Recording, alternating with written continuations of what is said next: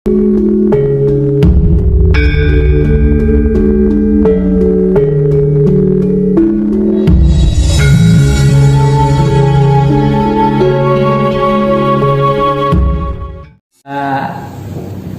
itu mempunyai karakter dan mempunyai sifat dan mempunyai hukum, ya. Oleh karena itu di dalam buku saya yang 2018 ya, itu judulnya Jagat Merenovasi Diri. Jagat Merenovasi Diri. Merenovasi diri, dan di situ saya tulis angkanya, manusia akan disisakan 27,3%. Tapi yang penting-penting saja lah. Karena apa? Karena bumi itu ini masih lumayan akhir ini, ya. Bahkan dulu bumi itu pernah meledak. Itu meledak sekian ribu tahun yang lalu atau juta tahun, ya, tahu ya. Itu karena magma ini di tengah-tengah bumi, api, dan bumi masih belum kondusif. Belum ada batu-batu, belum ada akar-akar pohon, belum ada tumbuhan, meledak, ambiarnya pecahnya menjadi planet-planet, menjadi bintang-bintang itu sebagian, ya. Lalu karena api itu mempunyai sifat menyerap, ya, terhimpun, terbentuk lagi menjadi bumi.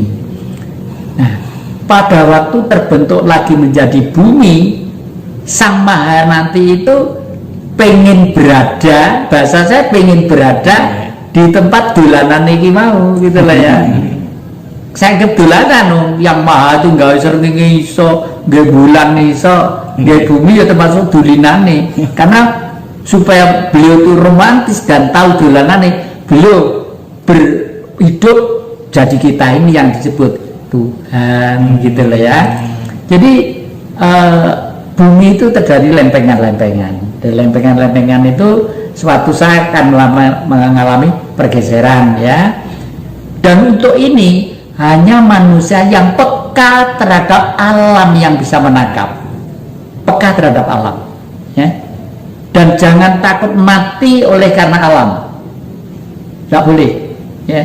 Nanti kalau kita takut mati oleh alam, hati-hati perlu, menjaga ekosistem perlu. Tapi kalau kita takut mati oleh alam, akhirnya itu emosi spirit kita menjadi spirit yang sudah mulai error, karena ini mempengaruhi pemilihan kita. Kalau mati nanti roh itu tidak membawa apa-apa, membawa ikat ini ndak, membawa cincin gini-gini ya ndak, bawa anu ya ndak, baju ya ndak, gitu. Bahkan daging, tulang, tubuh, urat saraf, otak, mata kembali ke sang peminjam. Siapa yang meminjami? Bumi. Ya. Bumi. Daging ini dipinjami tanah, tulang dipinjami air, ya. Lalu darah dipinjami api, lalu udara yang kita hirup dipinjami udara. Makanya kalau malam, karena kakek itu sudah tua, udah diem gini, tangan saya begini, pasrah, ya Sang Maha Kuasa. Saya pakai bahasa Jawa, ya. Duh Gusti Pangeran sesembahan kawula sing ingkang sejati, sih paduka dalem suwun, dosa duraka kula nyuwun pangapunten, rahayu paduka dalem suwun, dosa duraka kula nyuwun pangapunten. Kula nyuwun palilahipun Gusti, mugi leluhur sageta ngayomana dhateng lampah juang kula kangge cita-citanipun, kalau saya, ya, kangge cita-citanipun kados menapa ingkang dados kekudanganipun Bung Karno. Kula ikhlas menawi namung semanten urip kula, mugi-mugi daging kula wangsul dhateng Sang Hyang Siti, belum kula wangsul dhateng Sang Hyang Tirta, getih kula wangsul dhateng Sang Hyang Dahana, kula dhateng swasana, mugi roh suci manunggal dhateng paduka dalem wonten Sang Hyang Surya di matahari. Nah, akhir-akhir ini ada bacaan yang enak sekali. adik-adik pernah mendengar ya peristiwa di Kupang, Nusa Tenggara Timur, itu kan kering banget, kering terus kena bencana gede banget gitu, banyak rumah kebakaran kering. Sekarang ini mujizat Allah ya Sang Maha, sumber air itu jernih-jernih seperti lapindo tinggi-tinggi gitu. Lalu ada danau biru, biru banget gitu, danaunya besar gitu. Lah itulah alam ya, alam akan bergerak sesuai dengan hukumnya. Nah, tetapi seyogianya kita itu ya sudah, jangan memikirkan alam yang terlalu tinggi, cukup mengerti terhadap alam sehingga kita ini hidup itu sudah kosong, zero, nol, gitu istilahnya, nol.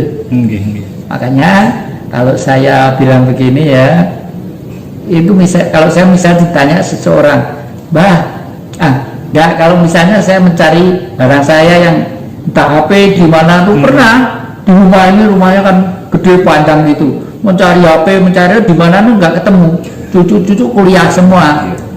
Saya begini, tanya kepada Tuhan, tangan saya begini, tek lah, kenapa tangan saya mesti begini? Jadi begini itu mengenalkan diri, nol gini, tek, setelah itu gini, tangan ini nunjuk misalnya begini, saya ke sana, ya ada di sana, ternyata taruh di atas kulkas. Kemarin itu seperti itu gitu loh ya.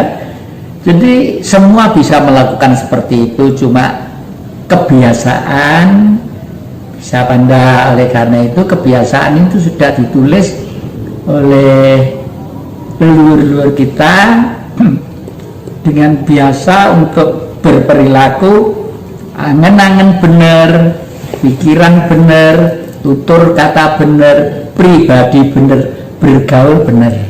Nah, ini yang perlu dijabarkan secara umum. Iya ya. Ya. Angen-angen bener. Sebelum ada pikiran itu ada angen-angen. Ya. Semua adik-adik punya angen-angen. Tempatnya di otak sebelah belakang. Ya.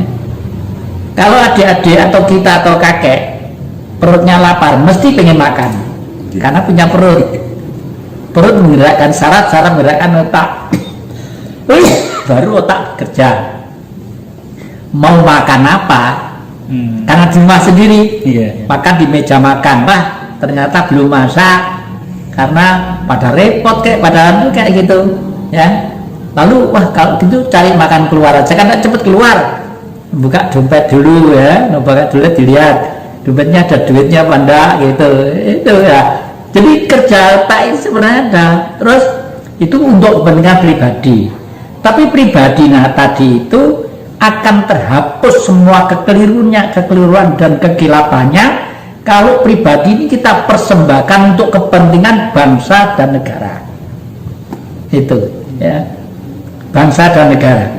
Mungkin orang-orang di Kupang sana yang kepanasan ke segala macam, waduh, boleh dikata makan aja sulit ya. Ini udah, lalu dimanapun sudah mulai dipasang tower-tower, lalu jalan-jalan supaya lajunya enak, dan pergaulan internasional pun tetap harus kita jaga, karena sekuat-kuat nasionalisme masih tetap akan rapuh kalau kita tidak mengerti pergaulan internasional.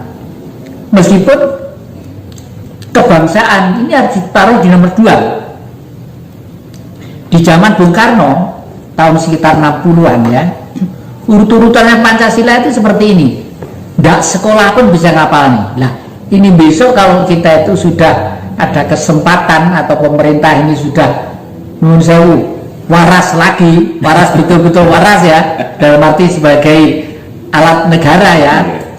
Susunannya itu gampang, 1, ketuhanan yang 5K, ketuhanan yang Maha Esa, kebangsaan, kemanusiaan, kerakyatan, keadilan sosial, titik. Nggak sekolah pun ngapalnya pinter. Dirubah menjadi kemanusiaan nomor 2 itu kan pengaruh tahun 74 oleh Orde Baru, karena dimotori oleh blok barat itu, khususnya Amerika ini. Waduh, jangan bangsa, yang paling utama di dunia itu manusia. yang harus diutamakan itu harus manusia. Harus manusia. Karena isinya manusia butuh makan, butuh sekolah, kelihatannya bener. Tapi di kitab-kitab suci itu bukan manusia diutamakan, bangsa. Kalau manusia diutamakan, akhirnya menjadi perilaku politiknya liberal, bebas, akhirnya menjadi binatang. Manusia itu kalau diberi kebebasan, ya berubah menjadi binatang secara tidak langsung. Iya, betul ya. Inilah sebabnya persatuan spiritual Nusantara ini saya break dulu ya.